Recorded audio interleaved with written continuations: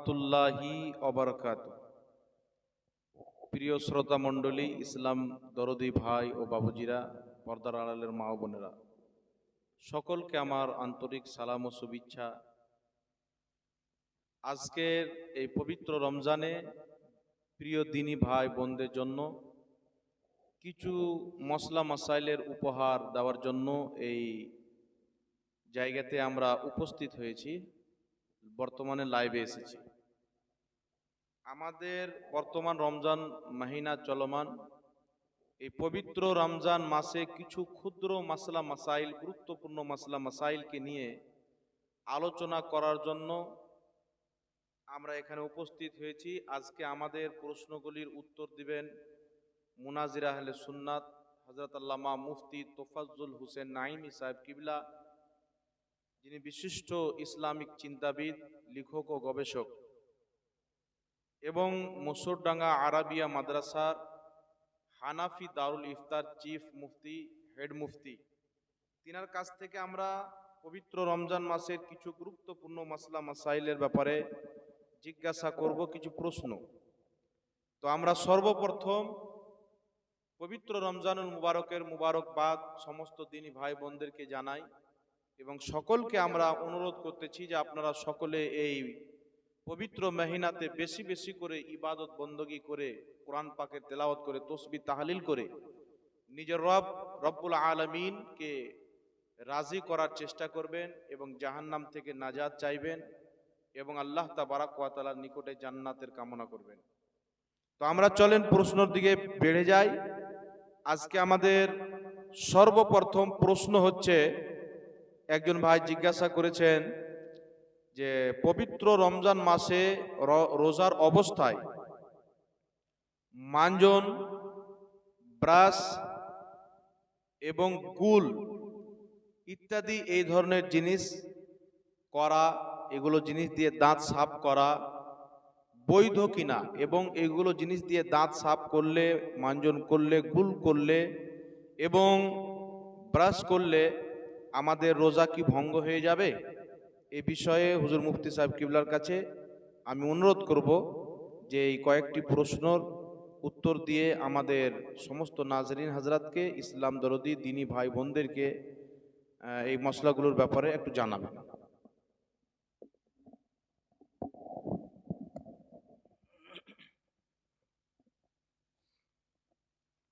আসসালামু আলাইকুম ওয়া রাহমাতুল্লাহি ওয়া বারাকাতুহু। নাহমাদুহু ওয়া নুসাল্লি ওয়া নুসাল্লিমু আলা রাসূলিহিল কারীম, আম্মা বা'দ।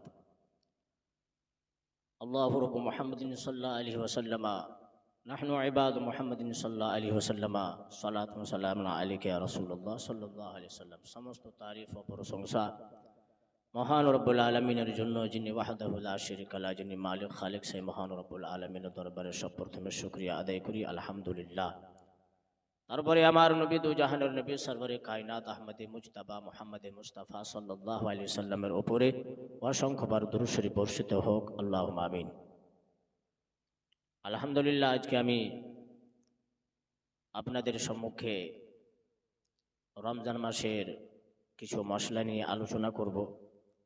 আপনারা মনোযোগ দিয়ে শুনবেন, শ্রবণ করবেন।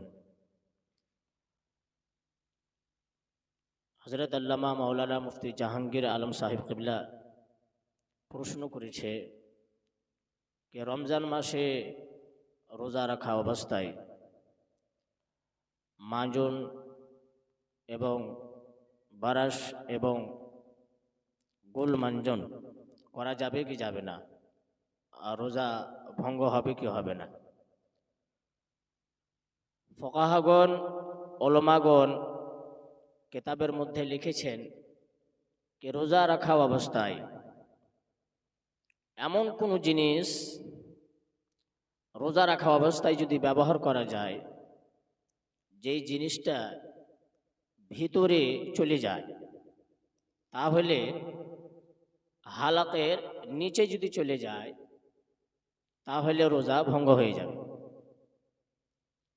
কিন্তু মাঞ্জন যেগুলো আমরা ব্যবহার করি,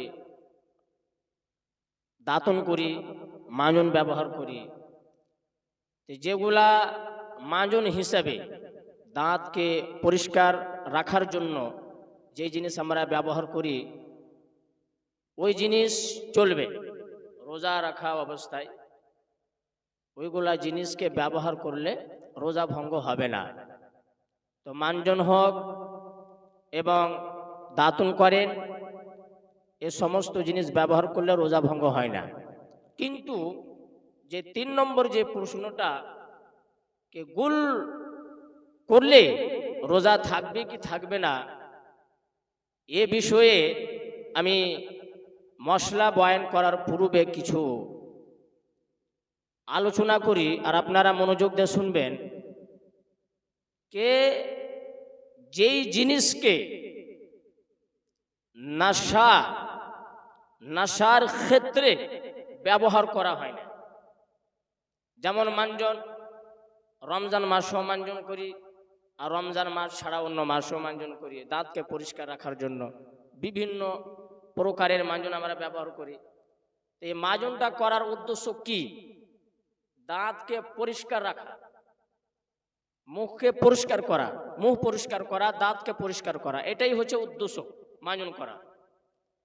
কিন্তু যেই গুলটা আমরা করি, গুল করার উদ্দেশ্য কি, মাকসাদ কি, এই জিনিসটাকে দেখতে হবে, জানতে হবে আর বুঝতে হবে, তাহলে মশলাটা সহজ ভাবে আপনারা বুঝতে পারবেন। তো গুল যারা করে তারা দাঁতকে পরিষ্কার রাখার জন্য করে না, গুল এক নেশার ক্ষেত্রে করে। এমন কোনো মানুষ আছে যে গুল করার এত নেশা হয়, এত নেশা, গুল যতক্ষণ না করবে তার পায়খানাও সঠিকভাবে হয় না, এমনও মানুষ আছে। আর গুল না করলে থাকতেও পারে না, খাবার না খেলে সহজভাবে রোজা রেখে নেবে, পানি পান না করলে সহজভাবে রোজা রেখে নেবে। তো পানির খাবারের অতটা চাহিদা হয় না, চাহাত হয় না, যতটা চাহাত গুলের হয়। হ্যাঁ, তার জন্য গুল করলে শুধু দাঁত পরিষ্কার করার জন্য নয়, নেশার ক্ষেত্রে এক চাহিদা হয়, সেই নিজের চাহিদাকে পূর্ণ করার জন্য গুল ব্যবহার করা হয়। তার জন্য গুলকে রোজা রাখা অবস্থায় যদি ব্যবহার করা হয় তাহলে রোজা ভঙ্গ হয়ে যাবে, রোজা ভঙ্গ হয়ে যাবে, রোজা থাকবে না। কেননা এটা হলো নেশার ক্ষেত্রে। আপনারা বলবেন যে মানজন দাতুন করলে রোজা ভঙ্গ হবে না, আর গুল করলে কেন ভঙ্গ হবে?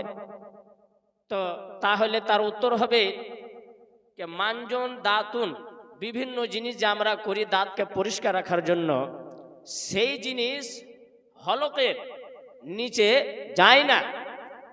কেননা যেই জিনিসের চাহিদা হয় না সেই জিনিস হলকের নিচে যায় না, কিন্তু যেই জিনিসের চাহিদা হয় সেই জিনিস হলকের নিচে চলে যায়। যেমন খয়নির বিষয়ে আল্লামা সাদরুস শরিয়া আলী রহমত রিজওয়ান এবং অন্য অন্য ফোকাহাগুন কিতাবের মধ্যে লিখেছেন যে খয়নি খেলে রোজা ভঙ্গ হয়ে যায়। যেহেতু খয়নি তো খাওয়া যায় না, খয়নিটাকে এই মুখে দাঁতের নিচে রেখে দেওয়া হয়, তো এখানে খয়নি রাখা হয়, তারপরেও উলমাগুন লিখেছেন যে রোজা ভঙ্গ হয়ে যাবে। কেননা ওর দলিল কি? আল্লামা সাদরুস শরিয়া আলী রহমত রিজওয়ান বাহারের শরীয়তের মধ্যে লিখেছেন যে যারা খয়নি ব্যবহার করে আর যারা খয়নি খায় তাদের অন্তরে এত চাহিদা হয় খয়নির, যেই কারণে খয়নি তো এখানে রাখা হয়, কিন্তু আর চাহিদার কারণে ওই খয়নির ছোট ছোট টুকরোগুলা ওই হলকের নিচে চলে যায়। যেহেতু যে খয়নি খায় ওই বান্দা, ওই ব্যক্তিও জানতে পারবে না, আর পারে না হলকের নিচে গেল কি গেল না, কিন্তু চাহিদা হওয়ার কারণে চলে যায়, তার জন্য রোজা ভঙ্গ হয়ে যাবে। তার জন্য আমি বলি যে যেমন খয়নি খেলে চাহিদার কারণে হলকের নিচে চলে যায়, নেশার কারণে রোজা ভঙ্গ হয়ে যায়, তেমনি রোজা রাখা অবস্থায় যদি কোনো বান্দা গুল ব্যবহার করে, গুল করে, তো চাহিদার কারণে আন্নাসার ক্ষেত্রে সে গুল করার কারণে ওই গুলের ছোট ছোট টুকরো, হ্যাঁ, আর রেজা ওই হলকের নিচে চলে যায়, হ্যাঁ, যাদের রোজা ভঙ্গ হয়ে যায়। তার জন্য মশলা এটাই যে গুল ব্যবহার করলে রোজা ভঙ্গ হয়ে যাবে। এই মশলাটা যদি আপনারা দেখতে চান তো ফাতাওয়ায়ে বাহরুল উলুম পড়বেন, রমজান মাসের মশলার চ্যাপ্টারে, রমজান মাসের চ্যাপ্টারে আপনারা দেখবেন ফাতাওয়ায়ে বাহরুল উলুমের মধ্যে আল্লামা আব্দুল মান্নান বাহরুল উলুম আজমি রাহমাতুল্লাহি তাআলা আলাইহি এই গুলের বিষয়ে মশলা স্পষ্টভাবে লিখে দিয়েছেন আর বলেছেন যে মশলা এটাই হচ্ছে যে রোজা রাখা অবস্থায় গুল ব্যবহার করলে রোজা ভঙ্গ হয়ে যাবে, যেমন রোজা রাখা অবস্থায় খৈনি খেলে রোজা ভঙ্গ হয়ে যাবে। সুবহানাল্লাহ, মাশাআল্লাহ, খুব সুন্দর চমৎকার জবাব আমরা পেয়েছি। নাজরিন হযরত, যিনারা রোজা রাখা অবস্থায় আপনারা শুনতে পেলেন যে মাঞ্জন করলে রোজা ভঙ্গ হবে না, কারণ মাঞ্জন দাঁত সাফ করার জন্য। আর যেটা গুল বলা হয় এবং খৈনি বলা হয়, এটা হচ্ছে মানুষের একটা চাহিদা, নেশা। তার কারণে সেটা করলে তার ক্ষুদ্র ক্ষুদ্র যেগুলো থাকে বা তার রসগুলো থাকে, যেগুলো থুপের সঙ্গে লোয়াবের সঙ্গে হলকের নিচে চলে যায়, যার কারণে এগুলো করলে রোজা কিন্তু ভঙ্গ হয়ে যাবে। তার কারণে খবরদার, রোজা অবস্থায় আপনারা গুল বা খৈনি কেউ খাবেন না বা গুল করবেন না। মাঞ্জন করতে পারেন, তবুও দেখে শুনে করবেন, যেন মাঞ্জনের কোনো রস টস যেন হলকের নিচে না যায়। মাঞ্জন যদি যায় হলকের নিচে, তো রোজা কি ভঙ্গ হবে এই বিষয়ে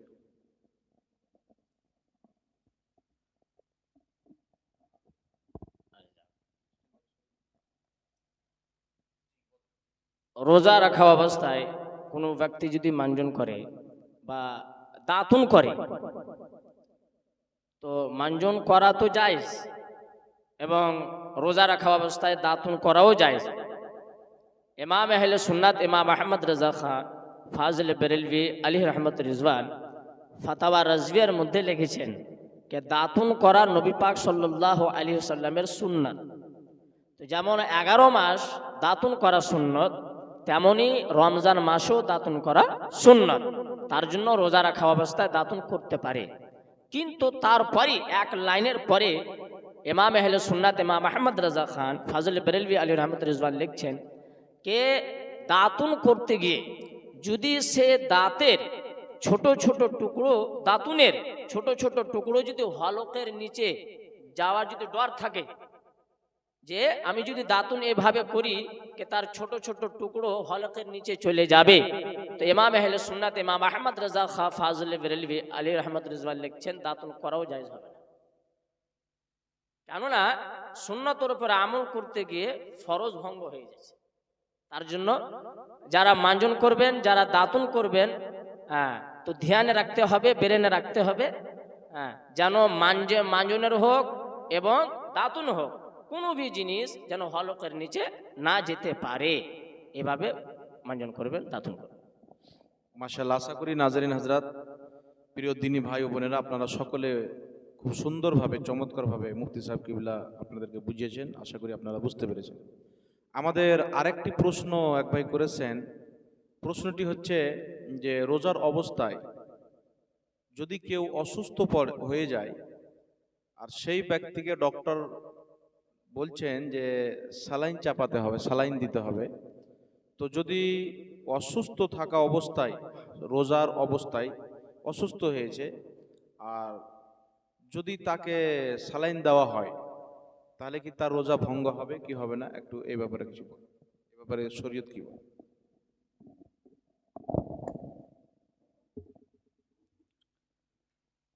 দ্বিতীয় প্রশ্ন, কে রোজা রাখা অবস্থায় সাইলেন্ট দেওয়া যাবে কি যাবে না? অসুস্থ মানুষকে ইঞ্জেকশনের মাধ্যম দিয়ে যে পানি দেওয়া হয়, শরীরে পানি দেওয়া হয় এবং অসুস্থ হলে সুস্থ হয়ে যায়,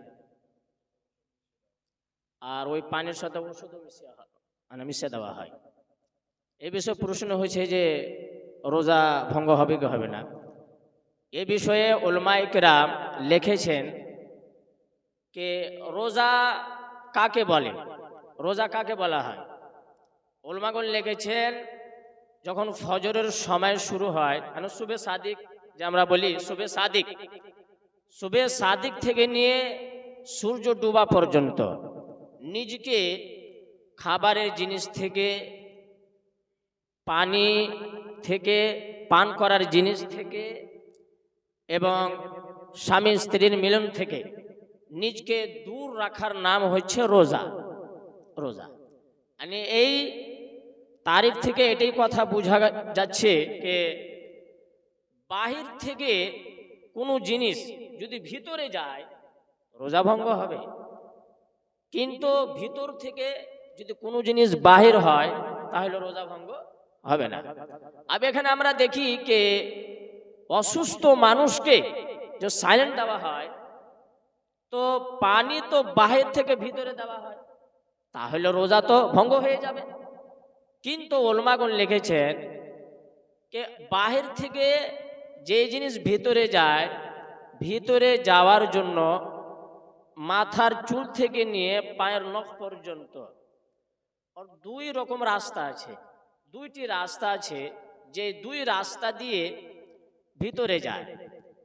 এক নম্বর রাস্তা হচ্ছে যে রাস্তাটা প্রকাশ্যভাবে আমরা দেখতে পাই, যেমন মুখ, কান, নাক, কান, তারপরে পেশাব পায়খানার রাস্তা।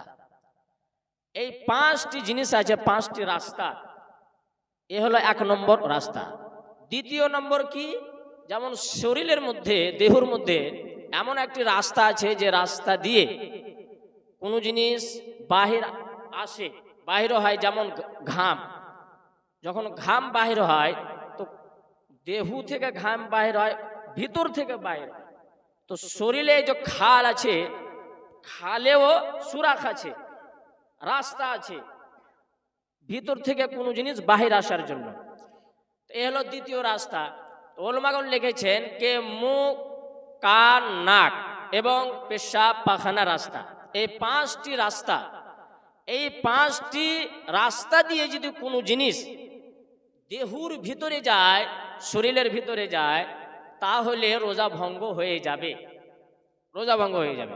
কিন্তু এই পাঁচটি রাস্তা ছেড়ে কোনো অন্য রাস্তা দিয়ে যদি কোনো জিনিস যায়, পানি হোক, পান করার জিনিস হোক এবং খাবারের জিনিস হোক, তাহলে রোজা ভঙ্গ হবে না। ফাতাওয়া হিন্দিয়ার মধ্যে, ফাতাওয়া আলমগীরের মধ্যে স্পষ্টভাবে এই দুই রাস্তা দিয়ে যদি ভিতরে কোনো জিনিস যায় তো রোজা ভঙ্গ হবে কি হবে না স্পষ্টভাবে লিখে দেওয়া হয়েছে, সমস্ত ফুকাহাগণ লিখেছেন। এবার আমরা জানি এই যে ইনজেকশন দেওয়া হয়, এই পাঁচটি রাস্তা ছেড়ে ইনজেকশন দেওয়া হয় হাতে বা পায়ে, তো ইনজেকশনের মাধ্যম দিয়ে যে পানিটা শরীরের ভিতরে যায়, ওই খাবারের জিনিসের সাথে হোক এবং পানি পান করার জিনিসের সাথে হোক, আমরা যখন ইনজেকশন দেওয়া হয়, সুই দেওয়া হয়, তো এই রগে দেওয়া হয়, দেহুর রগে ইনজেকশন দেওয়া হয়। আর রগে যখন দেওয়া হয় তো রগের যে সম্পর্ক দেহুর সঙ্গে আছে, এই রগের সম্পর্ক ব্রেন এবং পেটের মধ্যে ওই জায়গায়, যেই জায়গাতে খাবারের জিনিস গেলে খিদা খতম হয়ে যায়, খিদা মিটে যায়, ওই জায়গাতে গেলে পিপাসা খতম হয়ে যায়, পিয়াস খতম হয়ে যায়। এই যে দুইটি জায়গা উলামাগণ লিখেছেন যে বাহির থেকে ভিতরে যদি যায় তো আর দুইটি জায়গা আছে, ব্রেন এবং পেটে। ব্রেনে যদি যায় তো রোজা ভঙ্গ হবে, পেটে যদি যায় তো রোজা ভঙ্গ হবে। আর এই যে রগে ইনজেকশন দেওয়া হয়, এই রগের সম্পর্ক না ব্রেনের সঙ্গে আছে না পেটের সঙ্গে আছে। এই ইনজেকশনের মাধ্যম দিয়ে যে পানিটা দেওয়া হয়, সে পানিটা রগেই থেকে যায় আর খুনের সাথে, রক্তের সাথে মিশিয়ে যায় আর রক্তের সাথে মিশিয়ে থেকে যায়, আর ওই পানিটা পেটেও পৌঁছায় না এবং ব্রেনেও পৌঁছায় না। তার জন্য রোজা রাখা অবস্থায় যদি ইনজেকশন দেওয়া হয় তাহলে রোজা ভঙ্গ হবে না। সেই ইনজেকশনের মাধ্যম দিয়ে খাবারের জিনিস দেওয়া হোক এবং পানি পান করার জিনিস দেওয়া হোক। কিন্তু যদি বেশি অসুস্থ হয়ে যায় তাহলে ইনজেকশন লাগাবে, না হলে বিনা ইনজেকশনে যদি আপনি নিজকে সামলাতে পারেন তো না লাগাইলেই ভালো। হ্যাঁ, না লাগাটাই ভালো। মাশাআল্লাহ, আলহামদুলিল্লাহ। আর একটি গুরুত্বপূর্ণ মাসলা, এগুলো হচ্ছে ফিকহি মাসলা মাসাইল। আর এই জন্য ফিকা মানা, মাযহাব মানা অত্যন্ত একটি জরুরি কাজ। কারণ যেগুলো মাসলা মাসাইল আপনারা শুনছেন, আলোচনা হচ্ছে, এই সমস্ত মাসলা মাসাইল সরাসরি আপনি কোরআনের আয়াত বা হাদিস দ্বারা পাবেন না। এগুলোকে ফোকাহায়ে কেরাম এই মাসলাগুলোর সমাধান দিয়েছেন, যেগুলো আপনাদের সম্মুখে আমরা তুলে ধরার চেষ্টা করছি। কারণ পবিত্র রমজান মাস, এই মাসলা মাসাইলগুলি প্রিয় রোজাদার ভাই, সিয়াম পালনকারী ভাইগণ যখন শুনবে, শ্রবণ করবে, তো অবশ্যই তাদের উপকারে আসবে। হয়তো অনেকেও জানে না, আমাদের উদ্দেশ্য হচ্ছে জানিয়ে দেওয়া। রাসূল পাক সাল্লাল্লাহু আলাইহি সাল্লাম বলেছেন, একটি যদি হাদিস হয় তবুও লোকের কাছে পৌঁছে দাও। আমরা চেষ্টা করছি আপনাদের কাছ থেকে সঠিক সমাধান এবং গুরুত্বপূর্ণ মাসলা মাসাইলগুলো পৌঁছে দেওয়া, যেগুলো আমাদের প্রত্যেক দিনের মানে কাজে আসে। এইবার আর একটি প্রশ্ন আমাদের মুফতি সাহেব কিবলার কাছে আমরা করব, যে রোজা অবস্থায় পেট খারাপ হয়ে বা অন্য কোনো কারণে যদি উল্টি হয়ে যায়, বমি যাকে বলা হয়, কাই কাই যাকে বলা হয়, বমি উল্টি যাই বলেন, তো যদি রোজার অবস্থায় কাই হয়ে যায় বা উল্টি হয়ে যায়, বমি হয়ে যায়, তাহলে আমাদের রোজাটা থাকবে না ভঙ্গ হয়ে যাবে? ইসলাম বা শরীয়ত এই বিষয়ে কি বলে, একটু আমাদেরকে সমাধান দেবেন, খুব উপকৃত হবে। রোজা রাখা অবস্থায় যদি উল্টি হয়ে যায় এবং বমি হয়ে যায়, যেটাকে উর্দুতে কাই বলি, উল্টিও বলা হয়, তাহলে রোজা ভঙ্গ হবে কি হবে না এই বিষয়ে সমস্ত ফোকাহাগণ ফিকহ শাস্ত্রের কিতাবের মধ্যে পাওয়া যাবে, লিখেছেন। কে আমি আর পূর্বে বললাম কে বাহির থেকে কোনো জিনিস যদি ভিতরে যায় তাহলে রোজা ভঙ্গ হবে, আর ভেতর থেকে কোনো জিনিস যদি বাহির হয় তাহলে রোজা ভঙ্গ হবে না। তো যেটা উল্টি হয় ওটা তো ভেতর থেকে বাহির হয়, ভেতর থেকে বাহির হয়। তার জন্য মশলা এটাই, এই মশলাটা যদি আপনারা খুঁজেন তো বাহারে শরীয়ত পড়বেন, ফাতাওয়া রাজবির মধ্যেও পাওয়া যাবে। আর যারা আরবি পড়তে পারেন, আরবি এবারও যারা পড়ার যোগ্যতা রাখেন তারা ফাতাওয়া শামি পড়বেন, ফাতাওয়া হিন্দিয়া পড়বেন। এই মশলা স্পষ্টভাবে লেখা আছে। উল্টি হইলে, বমি হইলে রোজা ভঙ্গ হয় না, কিন্তু তারপরে আবার ফোকাহাগণ বিস্তারিতভাবে ব্যাখ্যা করতে গিয়ে লিখেছেন যে বমি আসার পরে, উল্টি হওয়ার পরে কিছুটা খাবারের জিনিস ওই হলকে থেকে যায়। হলকের বাহির যখন মুখে আসে আর বমি হওয়ার পরে আবার পুনরায় ওই খাবারের জিনিসটা আবার পুনরায় ও হলকের নিচে চলে যায়, এখানে মশলা আলাদা হয়ে যাবে। উল্টি হইলে রোজা ভঙ্গ হবে না, বমি হইলে রোজা ভঙ্গ হবে না, কিন্তু উল্টি হওয়ার পরে, বমি হওয়ার পরে যদি খাবারের কোনো জিনিস যদি মুখে থেকে যায়, যেমন কুল্লি করেনি বা কুল্লি তো করেছে কিন্তু খাবারের জিনিস মুখে ধরা আছে, আর আবার ওই জিনিসটা, ওই দানাটা হলকের নিচে চলে যায়, যদি হলকের নিচে চলে যায় তাহলে রোজা ভঙ্গ হয়ে যাবে, রোজা ভঙ্গ হয়ে যাবে। তার জন্য যদি রোজা রাখা অবস্থায় যদি উল্টি হয়, বমি হয়, তো সুন্দরভাবে কুল্লি করে নেবেন, যেন খাবারের কোনো জিনিস যেন মুখে না থাকে, 1 নম্বর। 2 নম্বর মশলা, মুখে মেনে নেন আপনি উল্টি করলেন আর সঙ্গে সঙ্গে সাথে সাথে উল্টি করছেন, উল্টি হওয়ার পরে যেমনই মুখে খাবারের জিনিস আসলো আপনি আবার কি করলেন, গিলে নিলেন, আর গিলতে গিয়ে কি করলেন, ওই উল্টির জিনিস আবার হলকের নিচে চলে গেল। হ্যাঁ, তো এই বিষয়ে উলমাগণ লিখেছেন রোজা ভঙ্গ হয়ে যাবে, রোজা ভঙ্গ হয়ে যাবে। হ্যাঁ, এটাই হলো। হ্যাঁ, তার জন্য উল্টি হলে একটু ধ্যান রাখবেন, উল্টি হওয়ার সময় এটা কথা বেরেনে রাখবেন যে কোনো জিনিস আবার মুখে আসার পরে, বাহির আসার পরে যেন ওই জিনিসটা ভিতরে না।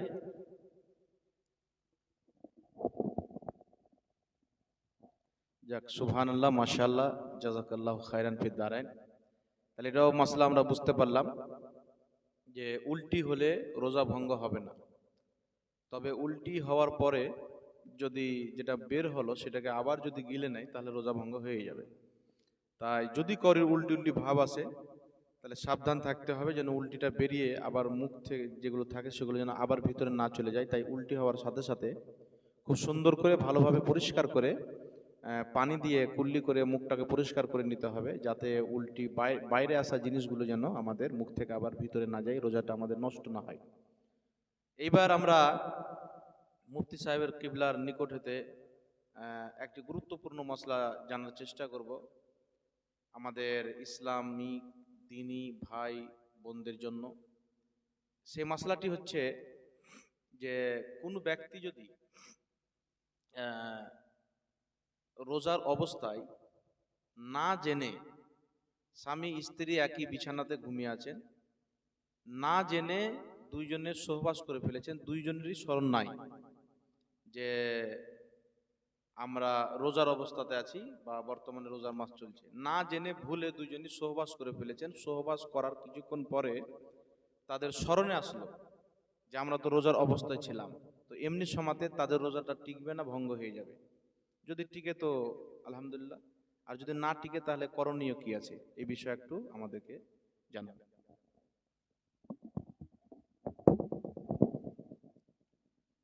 এর পূর্বে আমি রোজার মশলার আলোচনা করতে গিয়ে আমি পূর্বে বলেছি যে রোজা হচ্ছে শুভে সাদিক থেকে নিয়ে সূর্য ডুবা পর্যন্ত নিজকে খাবারের জিনিস থেকে, পান করার জিনিস থেকে এবং স্বামী স্ত্রীর মিলন থেকে বেঁচে থাকার নাম হচ্ছে রোজা। এখানে রোজা রাখা অবস্থায় স্বামী স্ত্রী যদি মিলন হয়ে যায়, কিন্তু জানে না যে আমি রোজা রেখেছি, আমি রোজা অবস্থায় আছি, মনে নাই, ভুলে কাজ করেছে। এখানে একটা মশলা ওলমাগুন লিখেছেন কে এক ব্যক্তি রোজা রাখা অবস্থায় পেট ভরে খাবারও খেলো কিন্তু রোজা ভঙ্গ হলো না, ওটা কোন অবস্থায়? ওলমাগুন লিখেছেন কে ভুলে, মানে মনে নাই যে আমি রোজা আছি, আর রোজা রাখা অবস্থায় কিন্তু মনে নাই, ভুলে পেট ভরে খাবার খেয়ে নিয়েছে, উলমাগুন লিখেছেন তার রোজা ভঙ্গ হবে না। আর একটি কথা বলি, বাহারের শরিয়তের মধ্যে আরবি কিতাব থেকে নেওয়া হয়েছে মশলাটাকে। আল্লামা সাদরুল শরিয়া আলী রহমাতুর রিজওয়ান লিখেছেন যে কোনো এমন বয়স্ক ব্যক্তি যার বয়স অনেক হয়ে গেছে, 80 বছর, 90 বছর, 100 বছর হয়ে গেছে, আর বেচারা রোজা রেখেছে, তো রোজা তো রেখে নিয়েছে কিন্তু সম্ভব সে বান্দা রোজা রাখতে পারবে না, মানে জোহরের আজানের পর এবং আসরের পর রোজা ভঙ্গ করতে হবে। কেন?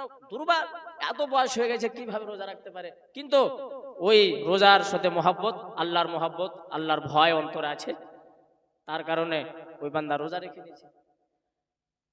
এই মতন অবস্থায় ওই এত দুর্বল বয়স্ক ব্যক্তি রোজা রেখেছে, আর ও কিন্তু ভুলে খাবার খেয়েছে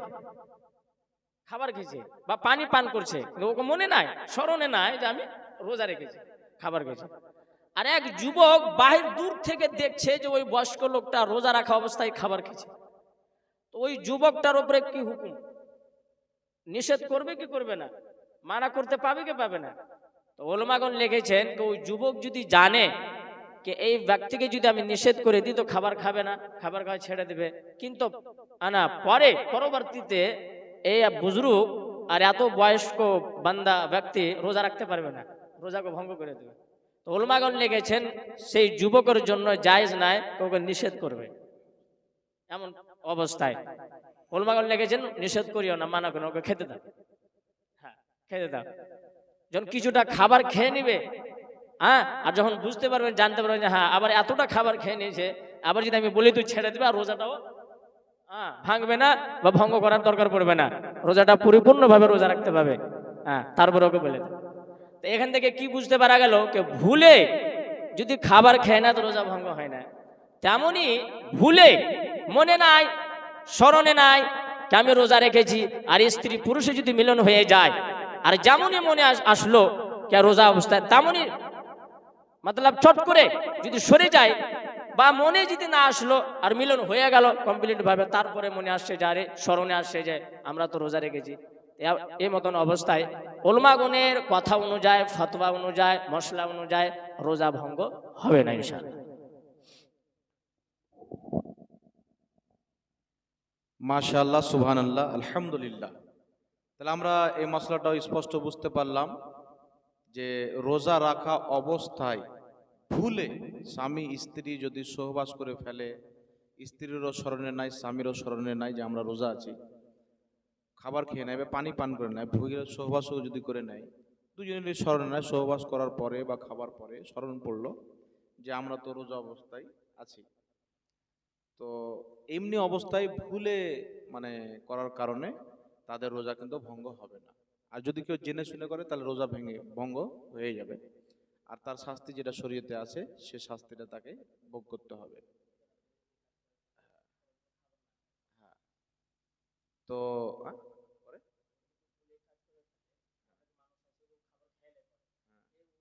হ্যাঁ, জি জি জি জি। হ্যাঁ, কেউ যদি ভুলে স্বামী স্ত্রীর সঙ্গে, স্ত্রী ভুলে জানে না যে রোজা আছি, সহবাস করে ফেললো, পরে স্মরণে আসছে স্বামীর ও স্ত্রীরও যে আমরা রোজা অবস্থায় ছিলাম, তো এটা মনে করে যে আমাদের রোজা ভঙ্গ হয়ে গেল, তো আমরা খাবার খেয়ে, না, আপনাদের রোজা ভঙ্গ হবে না, কারণ না জানাতে হয়েছে, ভুলে, কেউ জানছিলেন না। আর জেনে শুনে করলে ভঙ্গ হবে। তারপর খাবারও খেতে পারেন, তার যেটা কাফারা আছে, 2 মাস কন্টিনিউ রোজা রাখা, সেটা আপনাকে করতে হবে, বা 7 জন মিসকিনকে 2 বেলা পেট ভরে খাবার খাওয়াতে হবে।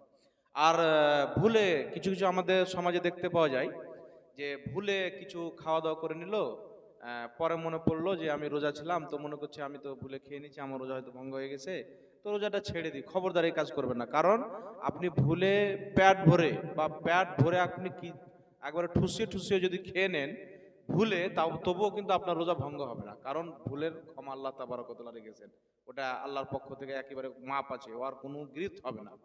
তবে কেউ যদি জেনে শুনে একটা দানা পর্যন্ত উগলে নেয়, হালকের নিচে নিয়ে নেয়, তাহলে তার রোজা ভঙ্গ হয়ে যাবে।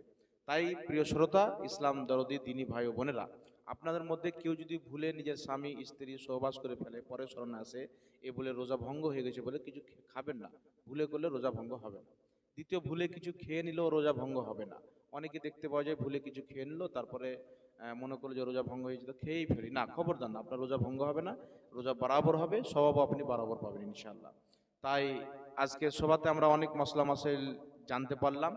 আমাদের এখানে প্রিয় মুফতি সাহেব কিবলা, একজন যজ্ঞ আলিমে দ্বীন, ফাদিলে জালিল, যজ্ঞ মুফতি, অনেক কিতাবের লেখক ও গবেষক আল্লামা মুফতি তোফাজ্জল হোসেন নাইমি সাহেব কিবলাকে আমরা শুকরিয়া, ধন্যবাদ জানাই এবং আল্লাহ পাকের শুকরিয়া আদায় করি যে আজকে আমাদের এই জায়গাতে তিনি অনেক গুরুত্বপূর্ণ মাসলার সমাধান দিয়েছেন, একবারে কোরআন ও সুন্নাহর আলোতে, ফুকাহায়ে কেরামের আলোতে। তাই আপনাদের সকলকে আমি আবেদন করব এই মাসলাগুলি নিজে আপনারা শ্রবণ করেন এবং মেনে চলেন, এবং অপরকেও শোনার জারিয়া করে দেন, ভিডিওকে বেশি বেশি করে শেয়ার করে মানুষদের পর্যন্ত এই বার্তাগুলিকে, এই মাসলা মাসাইলগুলিকে সাদকায়ে জারিয়া মনে করে আপনারা সবাইকে শেয়ার করে দিবেন। আরও আগামীতে আমরা ইনশাল্লাহ দেখা হবে নতুন ভিডিও এবং নতুন মাসলা মাসাইলের সাথে। আপনাদের এখান থেকে আমরা বিদায় নিচ্ছি, আপনারা সকলে দোয়া করবেন, আমরা দোয়া করি আল্লাহ আপনাদেরকে ভালো রাখুক। আসসালামু আলাইকুম ওয়া রাহমাতুল্লাহি ওয়া বারাকাতুহু।